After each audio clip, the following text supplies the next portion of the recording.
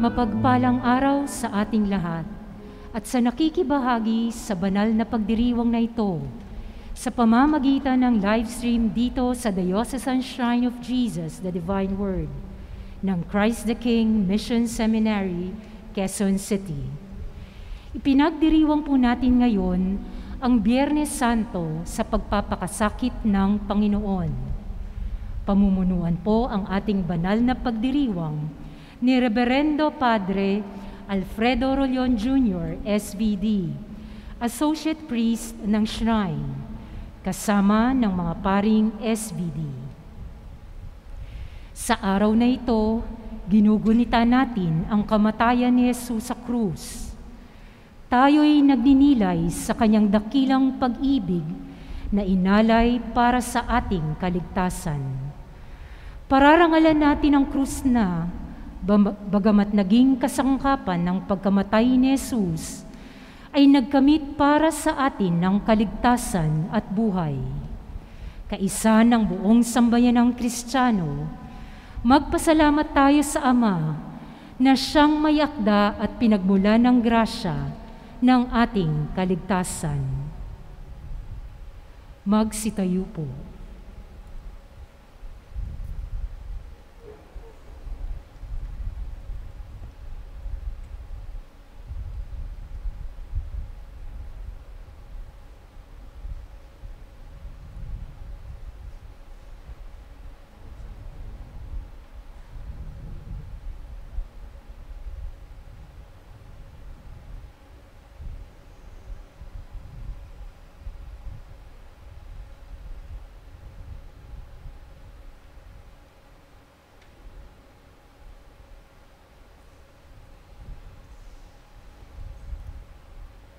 Magsilahod at tahimik na manalangin.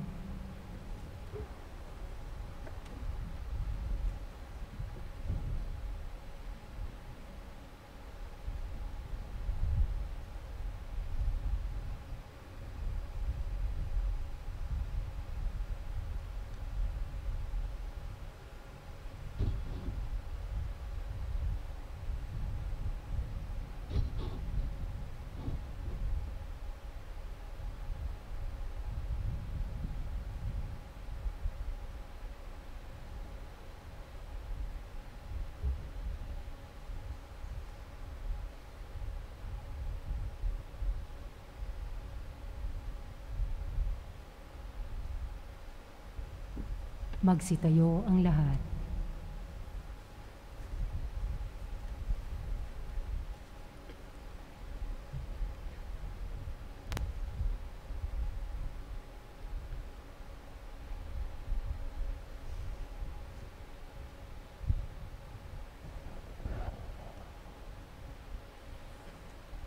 Ama naming makapangyarihan, alalahanin mo ang iyong awa at pagmamahal.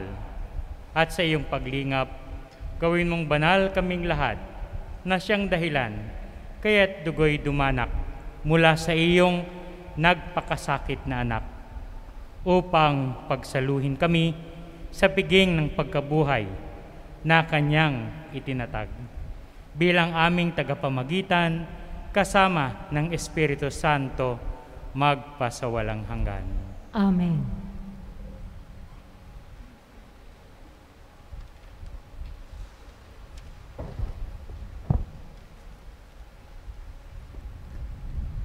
Pagbasa mula sa aklat ni Propeta Isaías. Sinabi ng Panginoon, ang lingkod ko'y magtatagumpay sa kanyang gawain. Mababantog siya at dadakilain. Marami ang nagitla nang siya'y makita. Dahil sa pagkabugbog sa kanya'y halos di makilala kung siya'y tao. Ngayoy marami rin ang mga bansang magugulantang, pati mga hari pag siya'y nakita ay matitigilan. Makikita nila ang di na balita kahit na kailan, at mauunawa ang di pa narinig ni numan. Sagot ng mga tao, Sino ang maniniwala sa ibinabalita naming ito? Sino ang makapagpapatunay na pinahihintulutan ito ng Panginoon?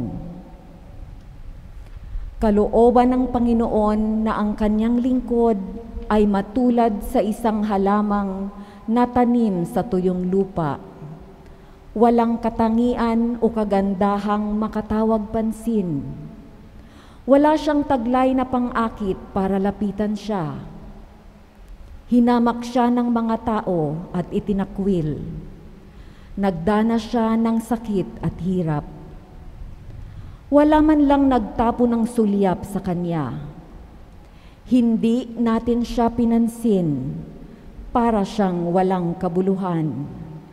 Tiniis niya ang hirap. Na tayo ang dapat magbata. Gayon din ang kirot na tayo sana ang lumasap. Akala natin ang dinanas niya'y parusa sa kanya ng Diyos. Dahil sa ating mga kasalanan, kaya siya nasugatan. Siya ay binugbog dahil sa ating kasamaan. Tayo ay gumaling dahil sa pahirap na tinamo niya at sa mga hampas na kanyang tinanggap. Tayong lahat ay parang mga tupang naligaw. Nagkanya-kanya tayo ng lakad. Ngunit inibig ng Panginoon na sa kanya ipataw ang parusang tayo ang dapat tumanggap. Siya ay binugbog at pinahirapan, ngunit di tumutol kahit kamunti man. Tulad ay korderong hatid sa patayan, parang mga tupang hindi tumututol kahit nagupitan, ni hindi umimik kahit gaputok man. Nang siya'y hulihin, hatulan at dalhin sa dakong patayan, wala mang nangahas na ipagsanggalang, wala man lang dumamay. Siya ay pinatay dahil sa sala ng sangkatauhan. Siya'y inilibing na kasama ng masasama at mayayaman, bagaman wala siyang kasalanan o nagsabi man ng kasinungalingan. Sinabi ng Panginoon, ang kanyang paghihirap ay kaloob ko. Inihandog niya ang sarili upang sa pamamagitan noon ay magkaroon ng kapatawaran. Dahil dito'y mabubuhay siya ng matagal. Makikita ang lahing susunod sa kanya, at sa pamamagitan niya'y maisasagawa ang aking panukala. Pagkatapos ng pagdurusa, lalasap siya ng ligaya. Malalaman niyang hindi nawala ng kabuluhan ang kanyang pagtitiis. Ang aking tapat na lingkod at lubos kong kinalulugdan ang siyang tatanggap sa parusa ng marami, at alang-alang sa kanya sila'y aking patatawarin. Dahil dito, siya'y aking pararangalan, kasama ng mga dakila, pagkat kusang loob niyang ibinigay ang sarili at nilasap ang kaparusahan ng masasama. Inako niya ang mga makasalanan at idinalangin sila'y patawarin.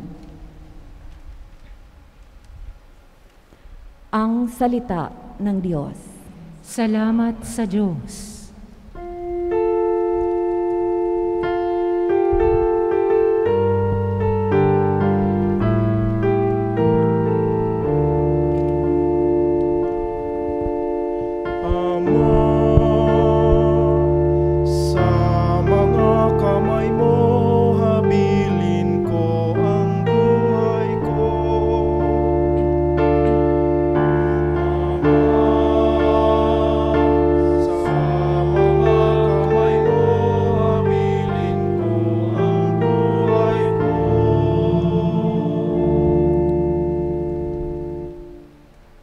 Sa iyo, o Poon, ako'y lumalapit upang ingatan mo nang hindi malupig.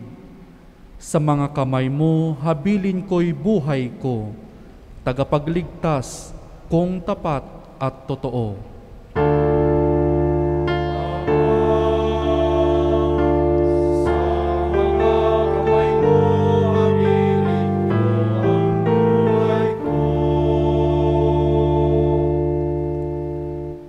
Lahat kong kaaway ay humahalakhak, pati kapitbahay ako'y hinahamak. Dating kakilala ay nagsisiilag, kung makasalubong ko ay nagsisiiwas. Nilipat na akong tulad ng namatay, di na pinapansin, parang yagit lamang.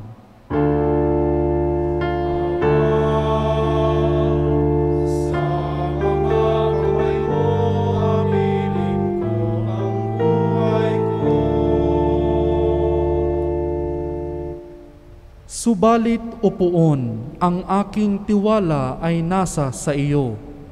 Diyos na dakila, sa iyong kalinga umaasa ako. Laban sa kaaway ay ipagtatanggol mo, at sa umuusig na sinumang tao.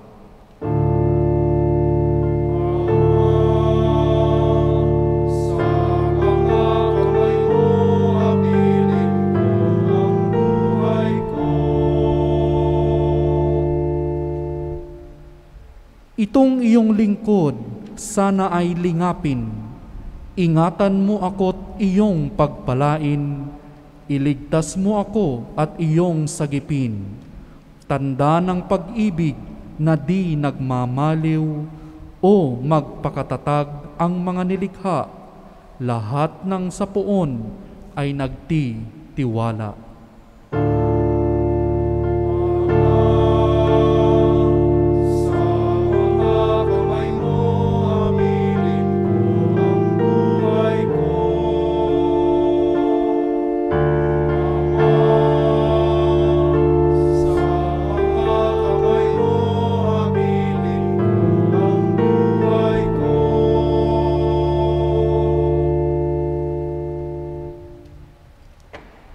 Pagbasa mula sa sulat sa mga Hebreo. Mga kapatid, magpakatatag tayo sa ating pananampalataya, yamang mayroong tayong dakilang saserdote na pumasok sa kalangitan sa harapan ng Diyos. Walang iba kundi si Jesus na anak ng Diyos. Ang dakilang saserdote nating ito ay nakauunawa sa ating mga kahinaan, sapagkat sa lahat ng paraay, tinukso siyang tulad natin, ngunit hindi nagkasala. Kaya't huwag na tayong mag-atubiling lumapit sa trono ng mahabaging Diyos. At dooy kakamtan natin ang habag at kalinga sa panahong kailangan natin ito. Noong si Jesus ay namumuhay rito sa lupa, siya'y dumalangin at lumuluhang sumamo sa Diyos na makapagliligtas sa Kanya sa kamatayan, at dininig siya dahil sa lubusan siyang nagpakumbaba. Bagamat siya'y anak ng Diyos, natutuhan niya ang tunay na kahulugan ng pagsunod sa pamamagitan ng pagtitiis. At nang maganap na niya ito, siya'y naging walang hanggang tagapagligtas ng lahat ng sumusunod sa Kanya. Ito ang salita ng Diyos. Salamat sa Diyos. Magsitayo bilang paggalang sa mabuting balita.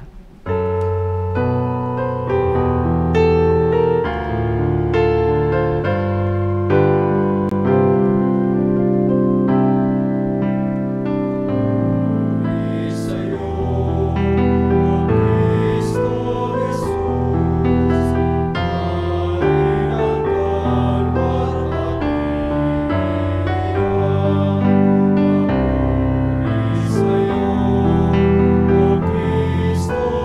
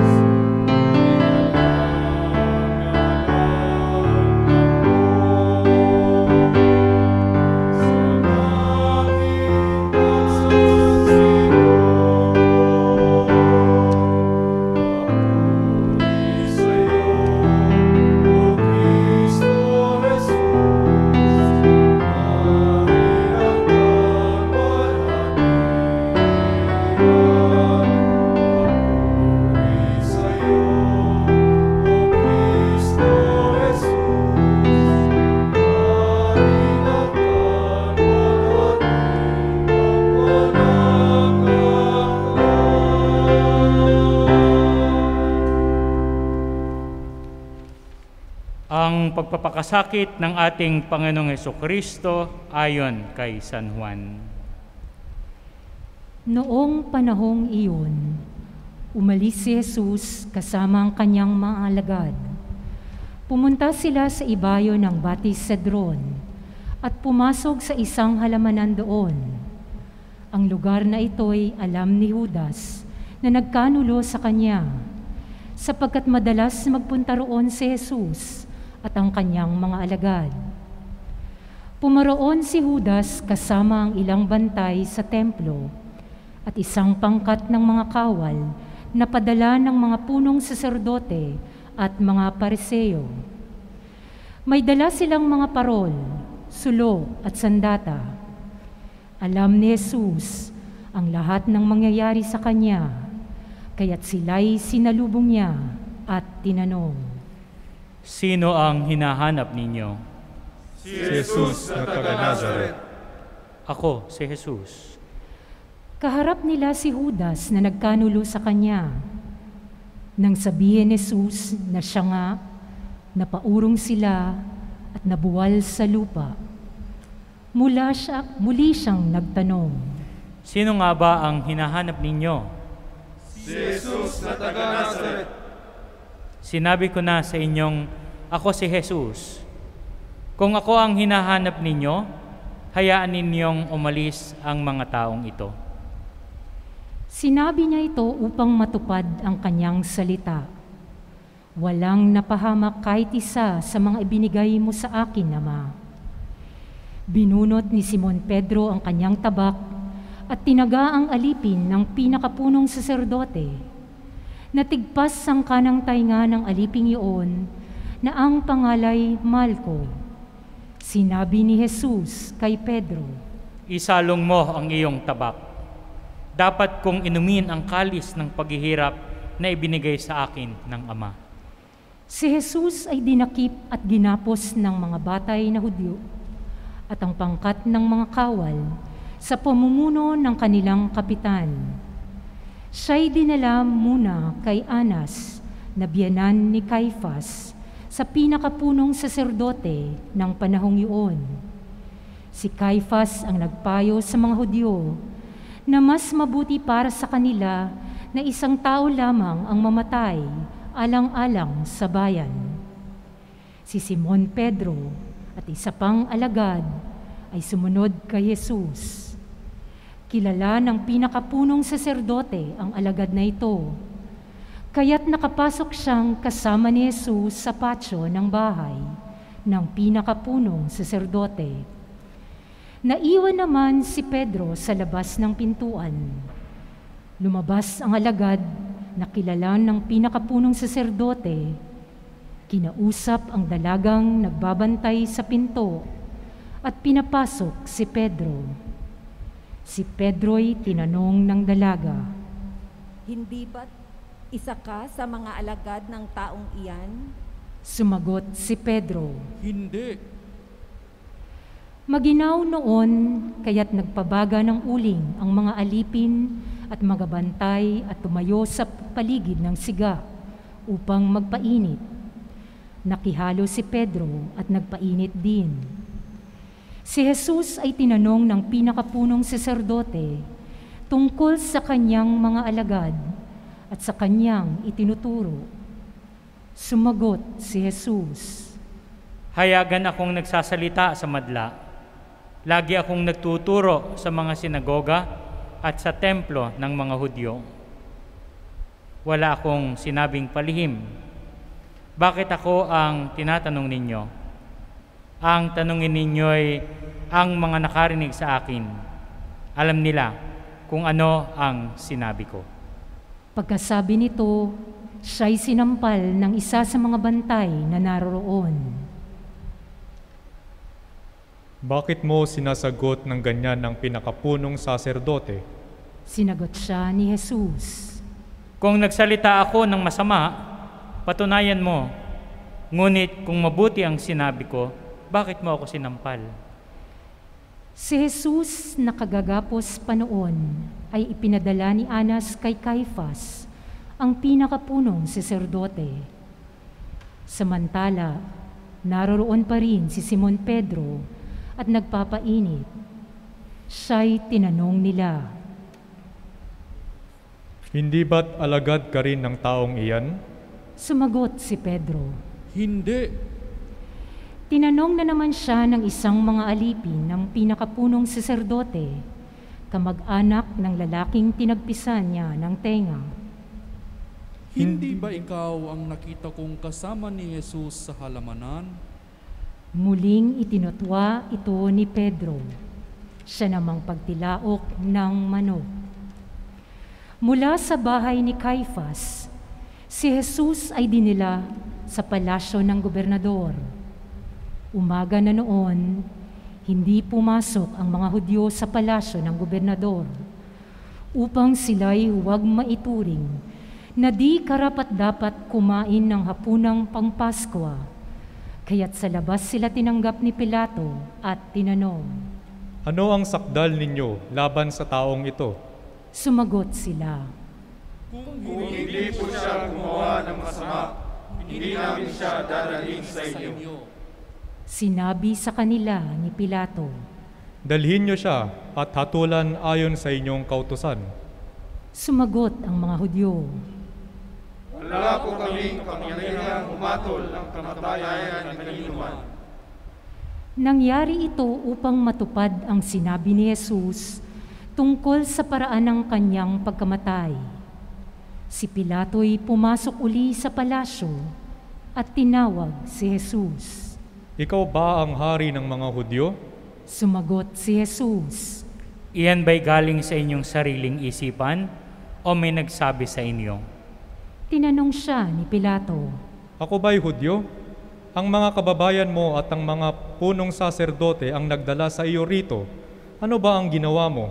Sumagot si Jesus, Ang kaharian ko'y hindi sa sanlibutan ito, kundi sa sanlibutan ito. Kung sa sanlibutan ito ang aking kaharian, ipinakipaglaban sana ako ng aking mga tauhan at hindi na ipagkanulo sa mga Hudyo. Ngunit hindi sa sanlibutan ito ang aking kaharian. Kung gayon, isa kang hari. sabi ni Pilato. Sumagot si Jesus, Kayo na ang nagsasabing ako'y hari. Ito ang dahilan kung bakit ako'y ipinanganak at naparito sa sanlibutan upang magsalita tungkol sa katotohanan. Nakikinig sa aking tinig ang sinumang nasa katotohanan. Ano ba ang katotohanan? tanong ni Pilato. Pagkasabi nito, muling lumabas si Pilato at sinabi sa mga Hudyo, Wala akong makitang kasalanan sa taong ito, ngunit ayon sa inyong kaugalian, dapat akong magpalaya ng isang bilanggo kung araw ng Paskwa. Ibig ba ninyong palayain ko ang haring ng mga Hudyo? Hindi! Huwag siya! Kundi si Barabas! Si Barabas ay isang tulisan. Kaya't ipinakuha ni Pilato si Jesus at pinahagupit. Ang mga kawal ay kumuha ng halamang matinik, ginawang korona, at ipinutong kay Jesus. At sinuotan siya ng balabal na purpura. Isa't isa'y lumalapit sa kanya at ang wika, Mabuhay ang hari ng mga Hudyo! At si Jesus ay pinagsasampal. Lumabas uli si Pilato at sinabi sa kanila, Ihaharap ko sa inyo upang malaman ninyo na wala akong makitang kasalanan niya. At inilabas si Jesus na may koronang tinik at balabal na purpura. Sinabi sa kanila ni Pilato, Narito ang tao. Pagkakita sa kanya ng mga punong saserdote at ng mga bantay, sila'y sumigaw. Ipako siya sa krus! Ipako sa krus! Sinabi ni Pilato, Kunin niyo siya at kayo ang magpako sa kanya. Wala akong makitang kasalanan niya. Sumagot ang mga Hudyo, Ayon sa aming kautusay, nararapat siyang mamatay sapagkat siya ay nagpapanggap na anak ng Diyos. Lalong natakot si Pilato nang marinig ang mga pananalitang ito Muli siyang pumasok sa palasyo at tinanong si Jesus. Taga saan ka ba? Subalit hindi tumagon si Jesus. Ani Pilato. Ayaw mo bang makipag-usap sa akin?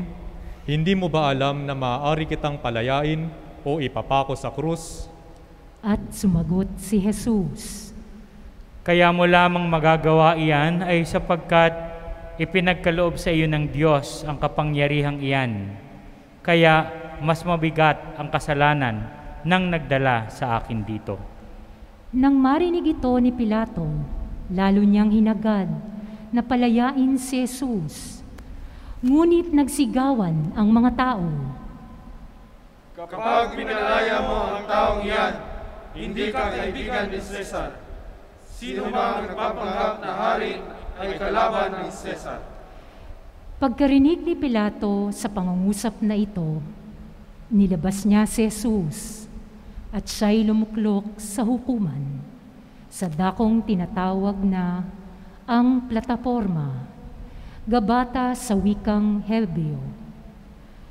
Araw noon ng paghahanda sa Paskwa at mag-iikalabindalawa na ng tanghali, sinabi ni Pilato sa mga Hudyo, Narito ang inyong hari. Sumigaw sila. Patayin siya! Patayin! Ipako sa krus! Tanong ni Pilato. Ipapako ko ba sa krus ang inyong hari? Sumagot ang mga punong saserdote. Wala kaming hari, kundi ang Cesar. Kaya't si Jesus ay ibinigay sa kanila ni Pilato upang ipako sa krus. Kinuha nga nila si Jesus at lumabas siya na pasan ang kanyang krus patungo sa lugar na kung tawagi Dako ng Bungo, Golgota sa wikang Hebreo. Pagdating doon, siya'y ipinako sa krus kasama ng dalawa pa sa isang gawing kanan at isa sa kaliwa. Sumulat si Pilato ng ganitong pangungusap at ipinalagay sa krus. Si Jesus na taga Nazaret, ang hari ng mga Hudyo. Nasusulat ito sa mga wikang Hebreo, Latin at Griego, at marami sa mga Hudyo ang nakabasa nito sapagkat malapit sa lungsod ang dakong pinagpakuan kay Jesus. Kaya't sinabi ng punong saserdote kay Pilato, Huwag ninyong isulat na hari ng mga Hudyo, kundi sinabi ng tao ito, ako ang hari ng mga Hudyo. Sumagot si Pilato, Ang naisulat ko'y naisulat ko na. Nang maipako na ang mga kawal si Jesus, kinuha nila ang kanyang kasuotan at pinaghati-hatian ng apat. Kinuha rin nila ang kanyang tunika. Ito'y walang tahi at hinabi ng buo mula sa itaas hanggang sa ibaba. Nag-usap-usap ang mga kawal. Huwag nating ulitin ito. Magsapalaran na lamang tayo para malaman kung kanino ito mauwi. Nangyari ito upang matupad ang isinasaad ng kasulatan. Pinaghati-hatian nila ang aking mga kasuotan, ang aking damit ay kanilang pinagsapalaran. Gayon nga ang ginawa ng mga kawal. Nakatayo sa tabi ng krus ni Jesus ang kanyang ina at ang kapatid na babae nitong si Maria, na asawa ni Cleopas. Naroroon din si Maria Magdalena. Nang makita ni Jesus ang kanyang ina at ang minamahal niyang alagad sa tabi nito, kanyang sinabi, Ginang, narito ang iyong anak. At sinabi ni Jesus sa alagad, Narito ang iyong ina. Mula noon, siya'y pinatira ng alagad na ito sa kanyang bahay. Pagkatapos nito, alam ni Jesus na naganap na ang lahat ng bagay at bilang katuparan ng kasulatan ay sinabi niya, Nauuhaw ako. May isang mangkok doon na puno ng maasim na alak. Itinubog nila rito ang isang espongha, ikinabit sa sanga ng isopo, at idiniit sa kanyang bibig. Nang masipsip ni Jesus ang alak, ay kanyang sinabi, Naganap na. Inukayok ni Jesus ang kanyang ulo at nalagot ang kanyang hininga. Magsiluhod po.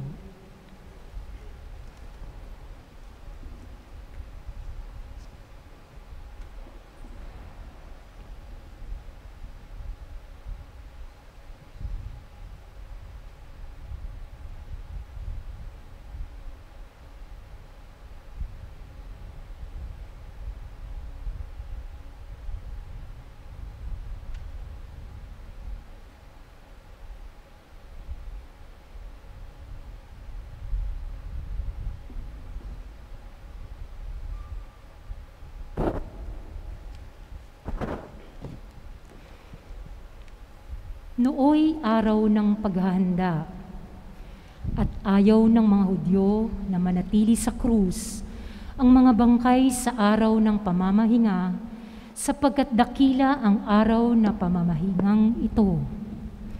Kaya't hiniling nila kay Pilato na ipabali nito ang mga binti ng mga ipinako sa krus at alisin doon ang mga bangkay. Naparoon nga ang mga kawal at binali ang mga binti ng dalawang ipinakong kasabay ni Jesus. Ngunit pagdating nila kay Jesus at makitang patay na siya, hindi na nila binali ang kanyang binti. Subalit inulos ng sibat ng isa sa mga kawal ang tagiliran ni Jesus at biglang dumaloy ang dugo at tubig. Ang nakakita nito ang nagpatotoo. Tunay ang kanyang patotoo at alam niyang katotohanan ang sinabi niya upang kayo'y maniwala. Nangyari ang mga ito upang matupad ang sinabi ng kasulatan. Walang mababali isa man sa kanyang mga buto. At sinabi naman ng ibang bahagi ng kasulatan, pagmamasdan nila ang kanilang inulos. Pagkatapos nito, si Jose na taga-Arimatea ay nagsadya kay Pilato upang humingi ng pahintulot na makuha ang bangkay ni Jesus. Si Jose isang alagad ni Jesus, ngunit pahilim lamang dahil sa takot ng mga Hudyo. At pinahintulutan siya ni Pilato, kaya't kinuha ni Jose ang bangkay ni Jesus. Sumama sa kanya si Nicodemo, may dalang pabango, mga 100 libra na pinaghalong mira at aloe. Siya ang nagsadya kay Jesus isang gabi. Kinuha nilang bangkay ni Jesus at nilagyan ng pabango habang binabalot sa kanyang lino, ayon sa kaugalian ng mga Hudyo. Sa pinagpakuan ni Jesus ay may isang halamanan, at dito'y may isang bagong libingang hindi pinaglilibingan. Yamang nooy araw ng paghahanda ng mga Hudyo, at dahil sa malapit naman ang libingang ito, doon nila inilibing si Jesus.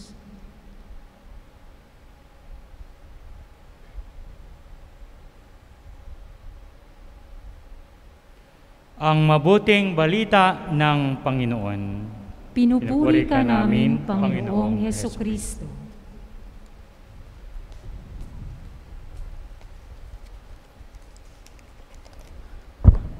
Hi and hello to everyone. Ako po pala si Father Ronald Ray Espertines, SPD, at kasama ng mga parean ng Christ the King Seminary at Shrine, si Father Ronnie Crisostomo, ang aming rector, at si Father Dondon, mga brother, seminarians, at volunteers. Mainit po namin kayong binabati, especially sa mga nakatutok ngayon sa GMA News Network and official Facebook page. Thank you so much. Sa mga nasa Shrine of Jesus Facebook page, Father Jerry Orbos Facebook page, Divine Word Media, Young Ambassadors for Christ, Christ the King Mission Seminary Facebook page, and Words to Light Our Path. Thank you so much for being with us. May oras pa tayo. Kung pwede po sana, you push the button share below your screen. Tulad ni Jesus na ibinahagi ang kanyang sarili, in our own little way, share ourselves to others by clicking the button. At dahil din dito, bago ako mag-share, may share muna ako. Kanyang 12:00, nagkaroon po kaming 7 last words. At ako talaga ay sobrang na-touch. And it's as a priest, because I love you, I am obliged to share to you, endorse kung pwede, mamaya you watch the replay. 7 last words. Panoorin niyo po ito sa aming Facebook page, Diocesan Shrine of Jesus the Divine Word, and YouTube channel. At kung pwede po sana, mag-click na rin kayo ng follow, like, and subscribe. Thank you po in advance muli. I would like to start itong homily sa isang kwento 9 years ago, 2012. Kasama po kasi sa requirement sa pagkapari, bago ng ordination, merong retreat ng 5 araw. Ngayon, meron akong topic doon o payo ng aming retreat master na hindi ko makalimutan hanggang ngayon. Ano itong payo? Sabi niya, kung gusto daw namin, ang sekreto daw, kung gusto namin maging matiwasay, maging fulfilling ang aming gawain bilang pari, meron kaming susi na dapat huwag kalimutan. Sabi niya, laging respetuhin ang karunungan at desisyon ng mga superiors. Ang mga superior yung aming provincial, mga prefect, rector, tulad ni Father Ronnie. Kasi sabi ng aming retreat master, ito do kasi yung mga superior, they see and understand things. At di ko makalimutan yung kamay niya, sabi niya sa lupa, kayo, dahil baguhan pa, yung nakikita nyo lamang ay dito. Pero yung mga formators and superiors, nandun, para sila nandun because of experience and greater increase of light of the Holy Spirit. So parang, in short, parang akyat tayo ng bundok o 10 floors ng building. Di ba, pag nandun ka sa taas, you can see a better view, wider understanding, at makikita mo yung mga bawat sulok. Ngayon po, sa paghambing na ito, gusto kong gamitin itong kwento para bigyang kulay at kahulugan. Bakit na dyan si Jesus sa krus? Bakit nangyari sa kanya ito? Kasi dahil yung binasa lang po sa gospel ngayon na napakahaba, napakinggan natin ang kwento ng pagpapahirap at kamatayan ng ating Panginoon Hesus. And for some people, it's difficult to understand why was He there? What purpose? At sa kanina pong sa binasa, si Jesus ay, ang kwento nagsimula nang dinampot siya sa Mount Olivo, hanggang sa inirap siya kay Pilato, hanggang tinusok yung kanyang katawan, hanggang mailibing. At naranasan po nating Panginoong Hesus ang lahat ng kahirapan. Tinusok ang kanyang katawan sa balikat, dito sa gilid. Tinusok. Yung alpiler nga ng bata ako, natusok lang ako, umiyak na ako. Yung panumbat, ipinako pa siya sinugatan. At nararasan niya yung pagtraidoran ng kaibigan, iwanan ng mga alagad, kamunghian, pagsigawan ng mga tao, ininsulto pa siya na Pilato. Kaya nga po, from a human point of view, sa ating limitadong pangtingin, na nakikita natin, tulad na sabi namin retreat master, masalimuot at karumal-dumal ang sinapit ng ating Panginoon. Pero I invite you, tulad na aming retreat master, to go to the higher ground. Gusto kayong imbitahan na tingnan ang pangyaring ito na sinapit ni Jesus from a bigger picture by using faith from a higher ground. Tingnan natin ang nangyari kay Jesus sa pagtingin ng Ama. So ano itong bigger picture? Ang tawag dito sa bigger picture ay God's purpose, God's mission. There must be a reason behind. There must be a reason, wisdom behind. To explain this, gusto kong ikwento sa inyo yung kwento ni Maximilian Kolbe. Naging santo siya. Isa siyang Polish Catholic priest at conventual na Franciscan.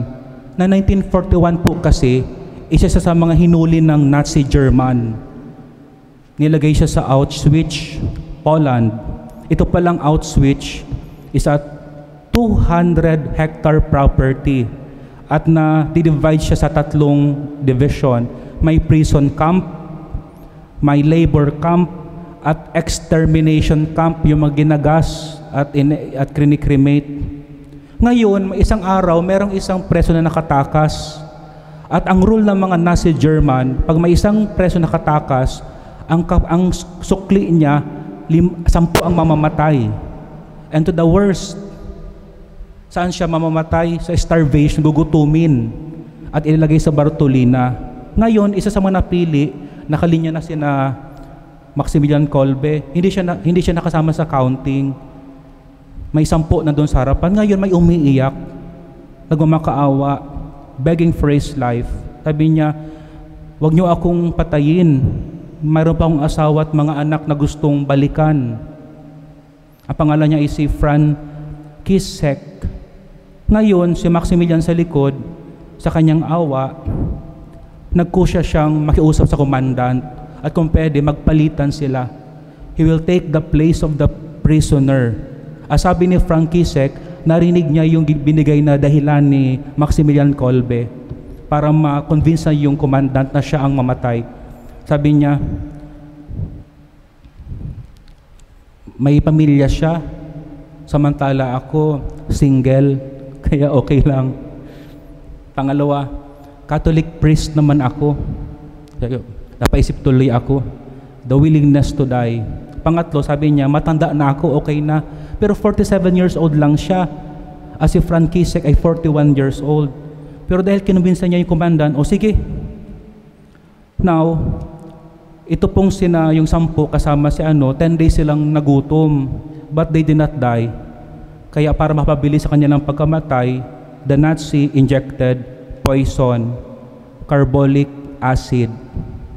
Ngayon, itong si Frankisek lived until 94 years old and he died only in 1995. He lived to tell the good story and sacrifice. Ngayon, alam niyo po mga kapatid, yung ginawa ni Maximilian Kolbe, yung kanyang pagkusa dahil sa awa na makipagpalit, ay parang katulad din na ginawa ni Jesus sa atin. Parang katulad din. Bakit parang katulad din? Bakit parang lang? Because sabi ni St. Paul, there's only one person, irreplaceable, who can offer himself totally to God, ang makapagbigay ng perfect sacrifice, and that's Jesus. Pero that's how to explain it. Bakit perfect sacrifice ang ginawa ni Jesus sa krus?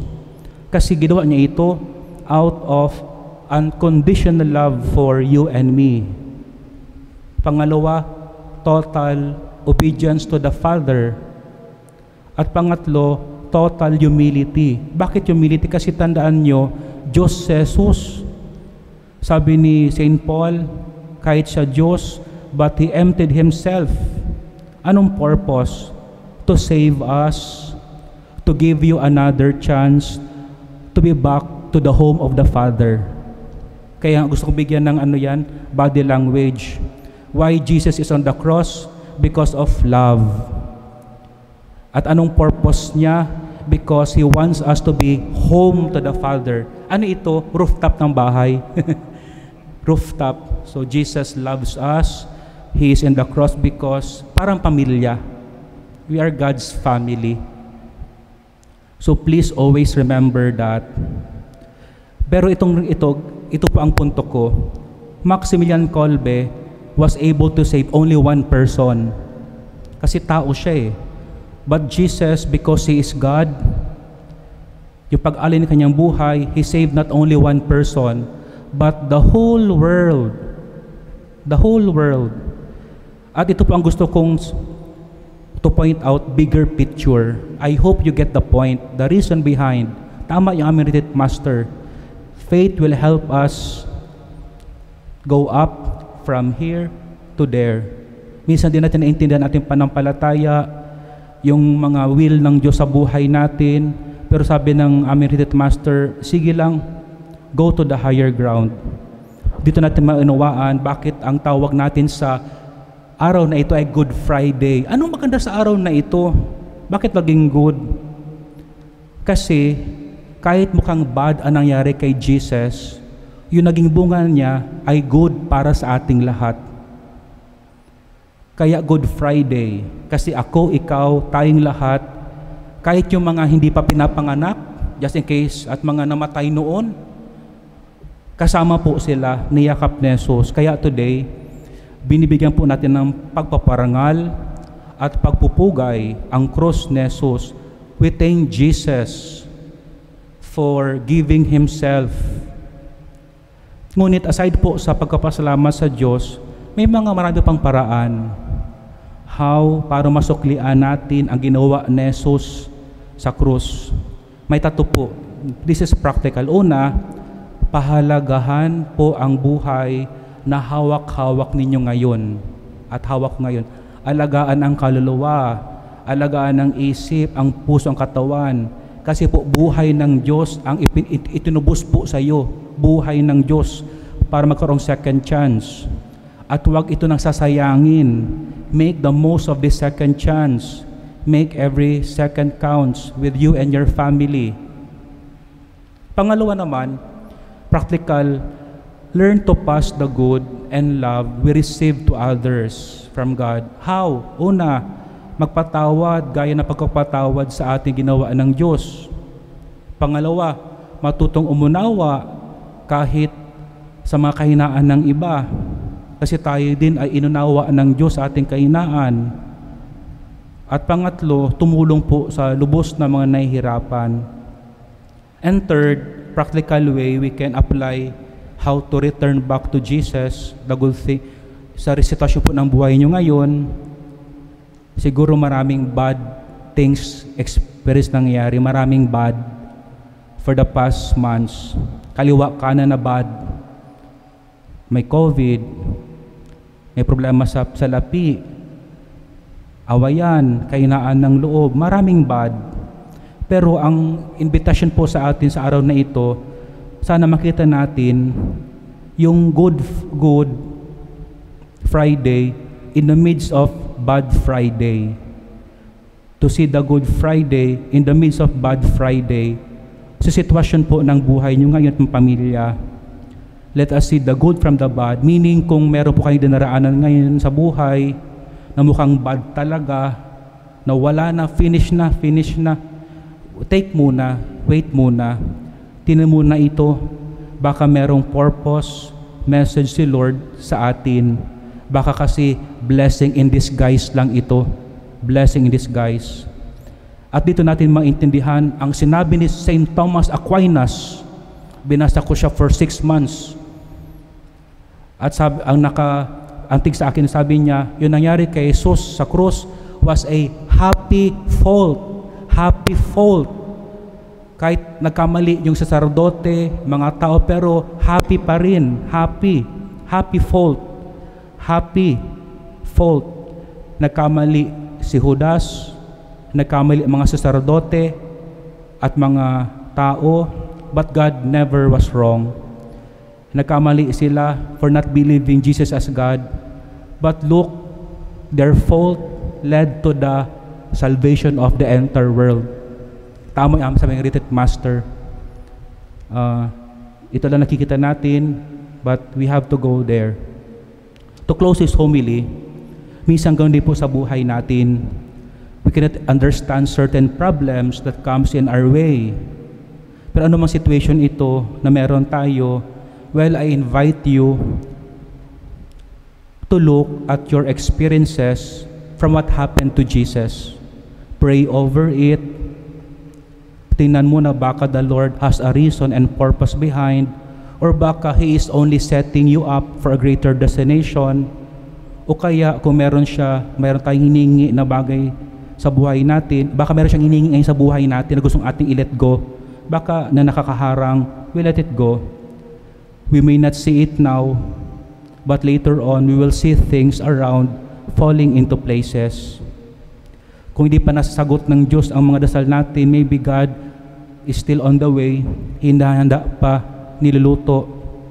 But it's in the process of unfolding and realizing, because remember, God's wisdom is greater than man's wisdom, higher ground.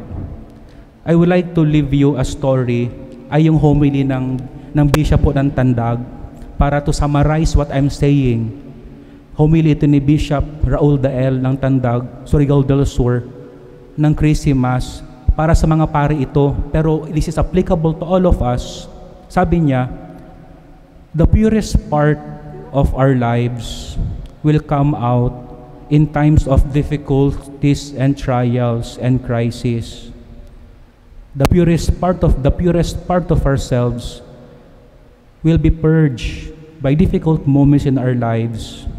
But sabi niya, don't surrender in the middle of the fight or in the process of God, because God will bring out the best in you. But never surrender. Kasi sabi ni Bishop Raul, the more we encounter the cross, the more we encounter God, even in our failures, even in our sickness and confusion. Indeed, God's love can change us. God is present in us, and we thank the Lord for sending His Son, for giving life to many, including you and me. God bless everyone.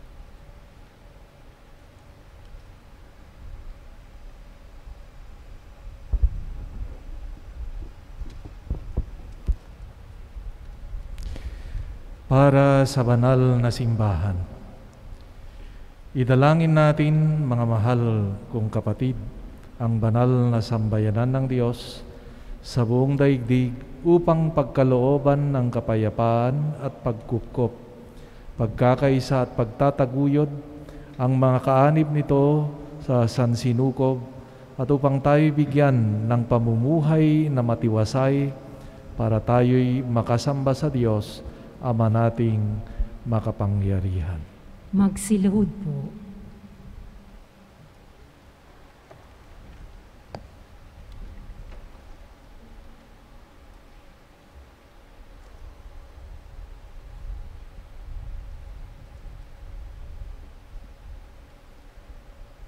Magsitayo po.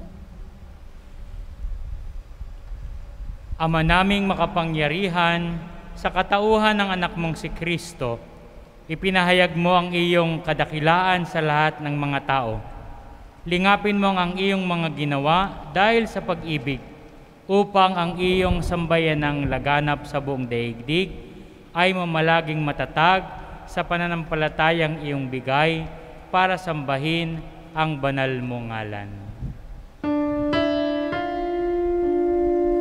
Sa pamamagitan ni Hesu Kristo, kasama ng Espiritu Santo, magpasawalang hanggan.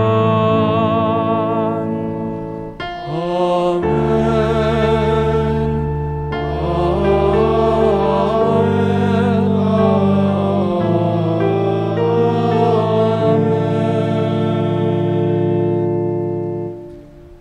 Para sa Santo Papa, idalangin natin ang ating banal na Papa na si Francisco na hinirang ng Diyos sa hanay ng mga tagapangasiwa upang kanyang bigyan ng kalusugan at mahabang buhay para sa kapakanan ng banal na sambayanang ipinagkatiwala sa kanya para paglingkuran.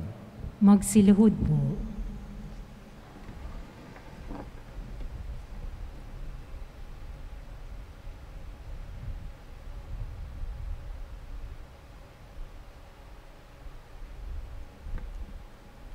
Magsitayo. Ama naming makapangyarihan, sa iyong kapasyahan umiiral ang sanlibutan. Paunlakan mo ang aming kahilingan na lingapin si Papa Francisco na iyong hinirang para kami pangasiwaan upang ang sabayan ng Kristiyano na iyong pinamumunuan ay mapamahalaan niya ng may kaunlaran sa pananampalataya at gawang kabutihang iyong inaasahan. Sa pamamagitan ni Hesu Kristo, kasama ng Espiritu Santo, magpasawalang hanggan.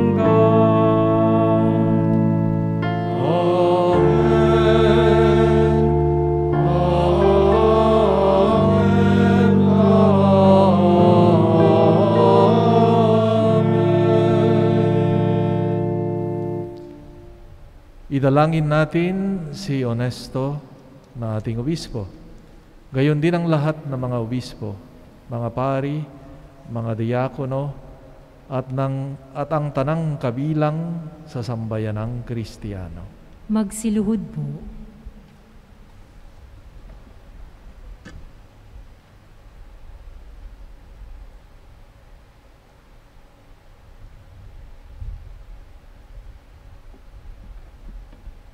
Magsitayo po. Ama naming makapangyarihan, ang iyong Espiritu ay nagpapabanal at nagtataguyod sa buong simbahan. Dinggin mo ang aming pagluhod para sa iyong mga tagapaglingkod upang mapaglingkuran kang matapat sa tulong ng iyong kagandahang loob. Sa pamamagitan ni Hesu Kristo, kasama ng Espiritu Santo, magpasawalang hanggan. Amen. Amen.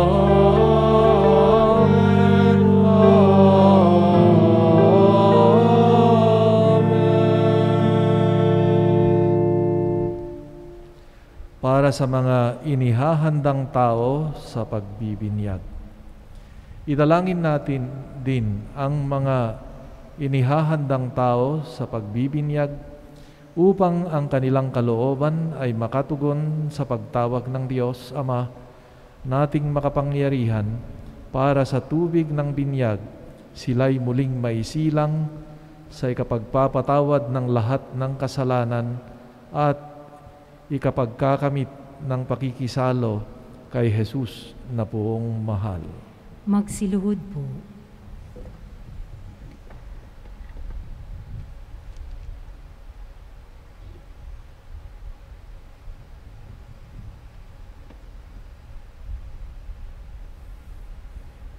Magsitayo po. Ama naming makapangyarihan, lagi mong pinauunlad ang sambayanan sa pagkakaroon ng karagdagang kabilang sa pananampalataya at pagkaunawa ay magkaroon nawa ng pag-unlad ang aming mga inihahanda sa pagbibinyag upang sa muli nilang pagsilang bilang binyagan, sila'y mapabilang sa mga kaanib ng iyong angkan. Sa pamamagitan ni Hesu Kristo, kasama ng Espiritu Santo, magpasawalang hanggan. Amen. Amen.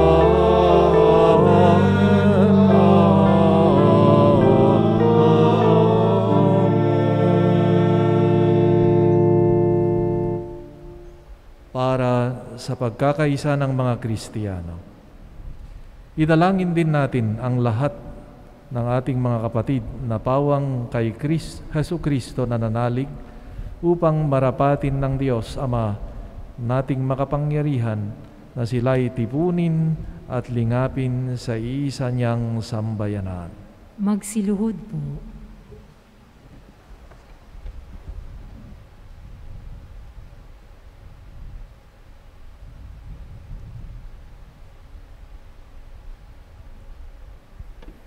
Magsitayo po. Ama naming makapangyarihan, tinitipon mo ang mga nawalay at tinatangkilik mo ang mga nagkakatipon sa iyong sambayanan. Lingapin mo ang mga kabilang sa kawan ng iyong anak na sa iyo itinalaga sa buklod ng iisang binyag upang sila'y magkabuklod sa buong pananalig at sila'y magkapisan sa buklod ng pag-ibig. Sa pamamagitan ni Hesu Kristo, kasama ng Espiritu Santo, magpasawalang hanggan.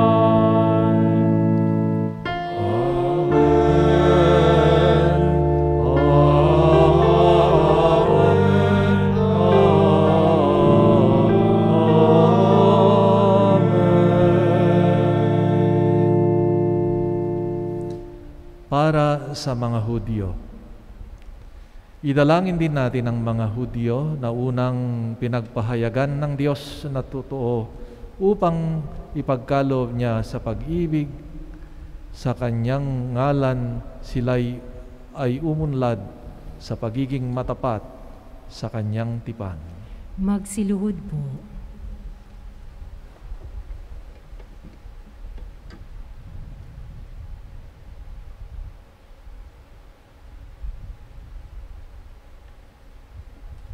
Magsitayo po. Ama naming makapangyarihan, pinangatawanan mo ang iyong mga pangako kay Abraham at sa tanang sa kanya isumilang. Dinggin mo ang pagluhog ng iyong sambayanan upang ang mga tao na iyong unang hinirang ay pagindapating sumapit sa kaganapan ng kaligtasan. Sa pamamagitan ni Hesu Kristo, kasama ng Espiritu Santo, magpasawalang hanggan.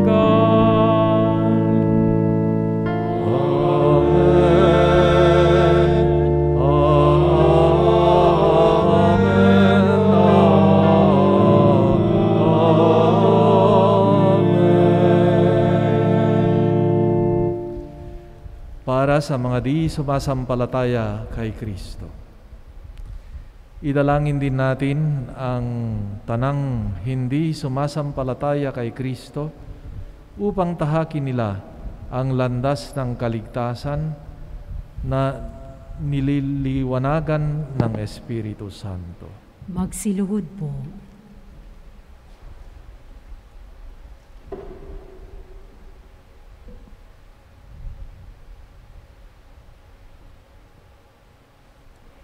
Magsitayo po. Ama naming makapangyarihan, gawin mong ang mga hindi pa nananalig sa iyong anak ay makatuklas sa katotohanan sa pamumuhay nilang wagas at kaming sa pag-ibig mo ay laging umuunlad sa pagmamalasakit sa tanang sa iyo'y humahanap ay maging mga saksing mapapaniwalaan ng iyong dakilang pag-ibig sa sanlibutan. Sa pamamagitan ni Hesu Kristo, kasama ng Espiritu Santo, magpasawalang hanggan.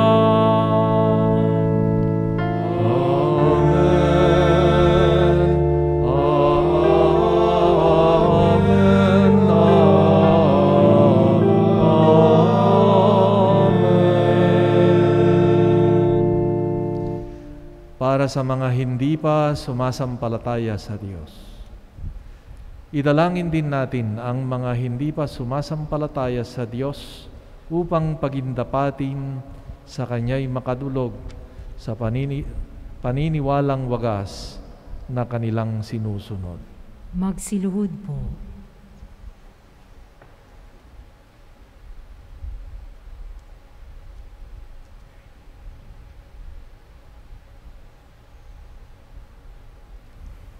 Magsitayo po. Ama naming makapangyarihan, nilikha mo ang lahat ng mga tao upang lagi kang hanapin at pag natagpuan kay masiyahang walang maliw. Ipagkaloob mong kami may mga di kanais-nais na balaking mabanaagan pa rin ng tanan ang mga pahiwatig ng iyong pag-ibig at matanggap nila ang mga gawang kabutihan ng mga sumasampalataya bilang kaakit-akit na katibayan na ikaw ang Diyos na totoo at amang aming pinanggagalingan. Sa pamamagitan ni Jesucristo, kasama ng Espiritu Santo, magpasawalang hanggan.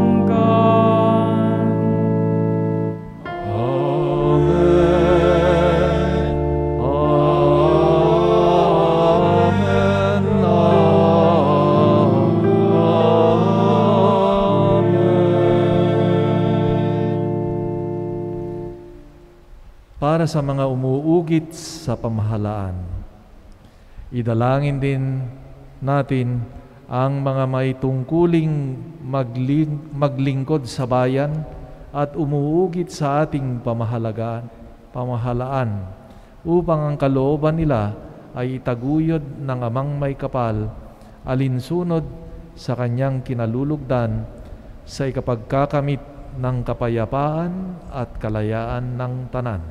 Magsiluhod po.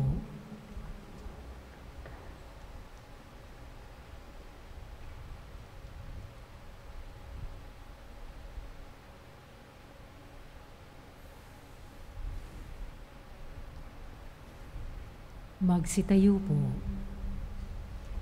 Ama naming makapangyarihan, nasa iyong kamay ang adhika at karapatan ng tanan. Tunghayan mo ang mga umuugit sa aming pamahalaan upang sumagana ang tanan sa sanlibutan sa ipagkakamit ng kapayapaan at ikapapanatili ng kalayaan na ikaw ay sambahin alinsunod sa iyong loobin. Sa pamamagitan ni Jesucristo, kasama ng Espiritu Santo, magpasawalang hanggan.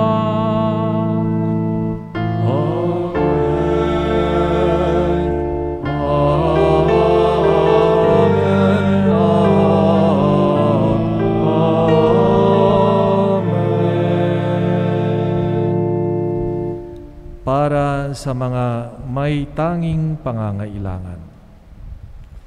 Idalangin natin, mga kapatid, sa Ama nating makapangyarihan na ang sanlibutan ay maibsan ng tanang katiwalian, ang mga karamdaman ay malunasan, ang kagutuman ay maparam, ang mga nasapiitan ay lumayang tuluyan, ang mga naapi ay mahango sa kawalang katarungan, ang mga naglalakbay ay maluwalhating sumapit sa paroroonan, ang mga nasa ibang bansa ay makauwi sa kanilang bayan, ang mga may sakit ay magkamit ng kagalingan, at ang mga nag-aagaw buhay ay matiwasay na mahimlay.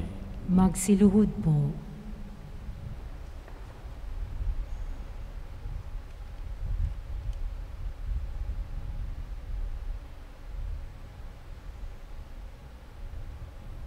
Magsitayo po.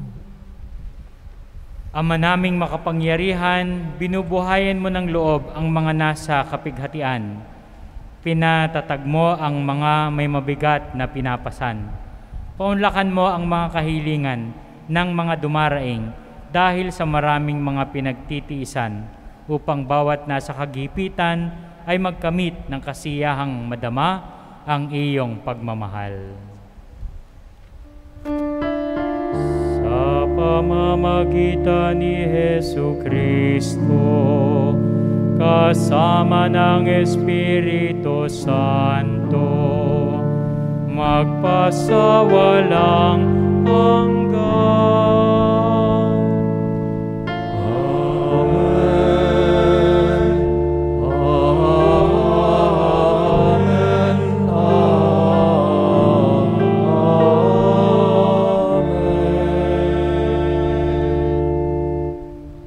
Para sa pagsugpo sa laganap na salot.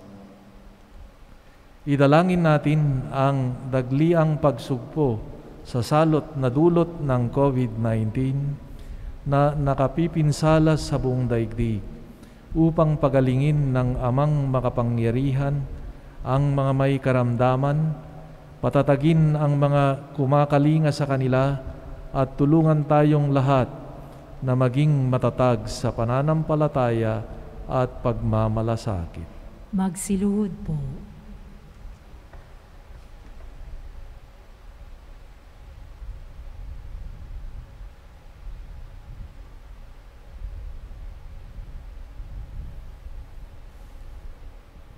Magsitayo po. Ama naming makapangyarihan, pinagmumula ng lahat ng buhay, kalusugan at kagalingan. Tunghayan mo ng may habag ang sandaigdigan na ginugupo ng karamdaman. Ipagsanggalang mo kami sa gitna ng matinding pagsubok na aming kinakaharap at sa iyong makaamang pagkalinga, dulutan ng kagalingan at kaginhawahan ang mga may karamdaman. Palakasin mo ang mga kumakalinga sa kanila, pagkamitin ng kapayapaang walang hanggan ang mga pumanaw na, at gawaran mo ng kaganapan ang aming pagsisikap na masugpo ang lahat ng salot na ito. Sa pamamagitan ni Jesucristo, kasama ng Espiritu Santo, magpasawalang hanggan.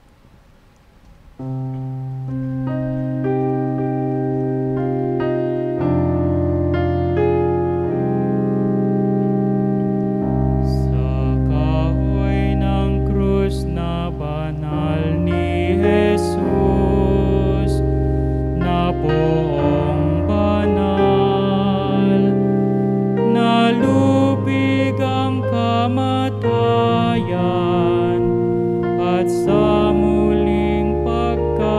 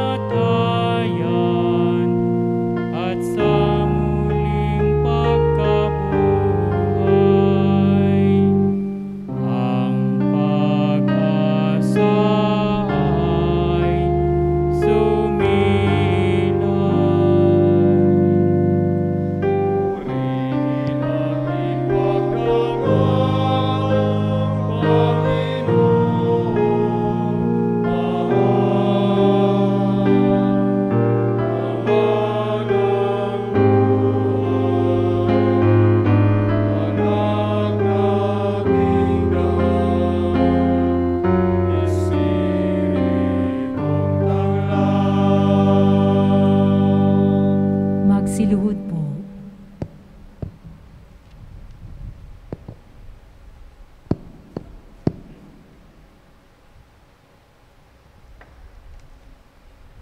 Magsitayo po.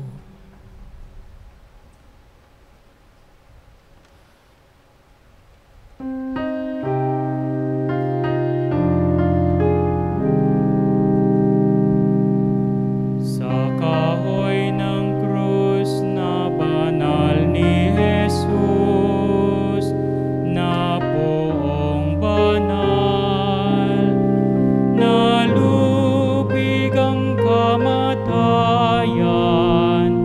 at sa muling pagkabuhay, ang pag-asa ay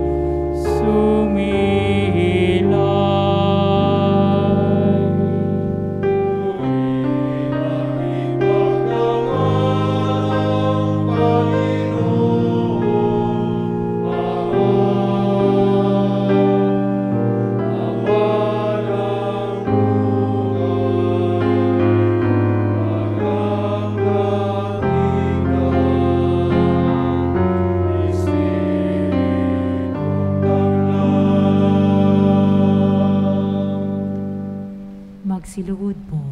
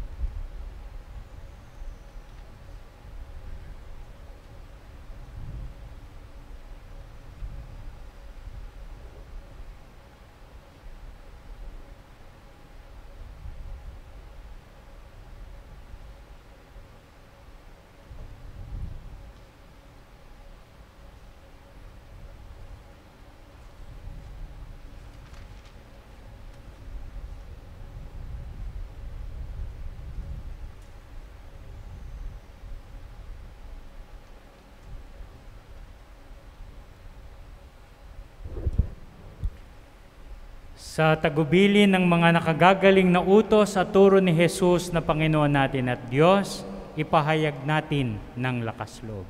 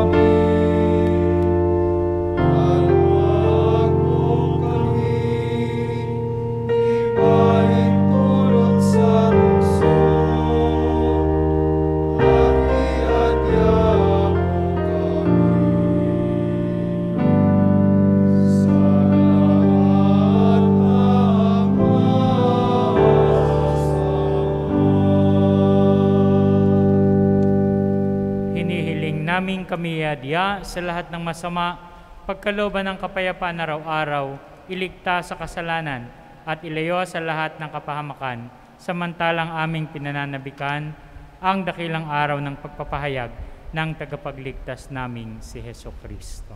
Sapagkat iyo ang kaharian at ang kapangyarihan at ang kapurihan magpakailanman. Amen.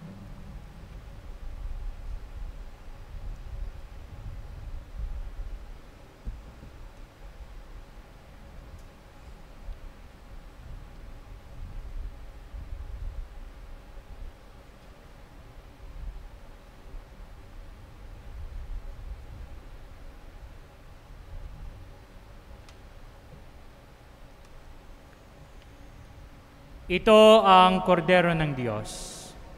Ito ang nag-aalis ng mga kasalanan ng sanlibutan.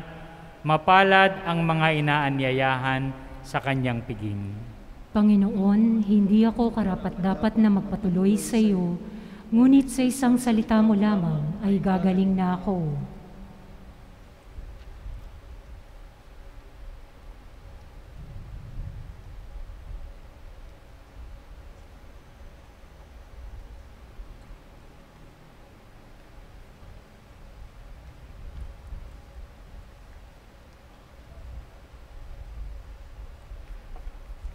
Espiritual na pakikinabang. Aking Jesus, nananalig akong ikaw ay nananahan sa pinakabanal na sakramento. Mahal kita ng higit sa lahat ng bagay at nais kong tanggapin ka sa aking kaluluwa. Subalit sa sandaling ito, ikaw ay hindi ko matatanggap sa banal na komunyon. Naway tanggapin kita ng espiritual sa aking pagnanais na ito at pumasok ka sa aking puso. Niyayakap kita na parang naririto ka na sa akin at pinagkakaisa ko ang aking sarili sa iyo. Huwag mong hayaan ako ay mawalay sa iyo. Amen. Katawan ni Kristo. Amen.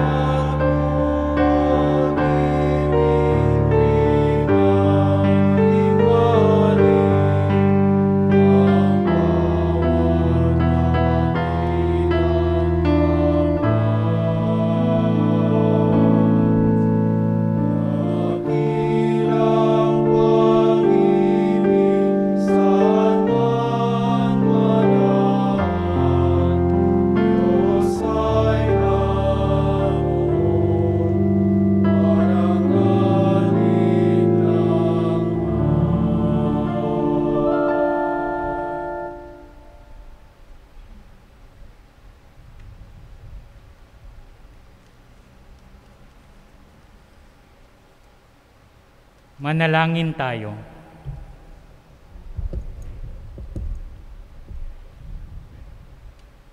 Ama naming mapagmahal, pinapakinabang mo kami sa banal na pagkamatay at pagkabuhay ni Kristo.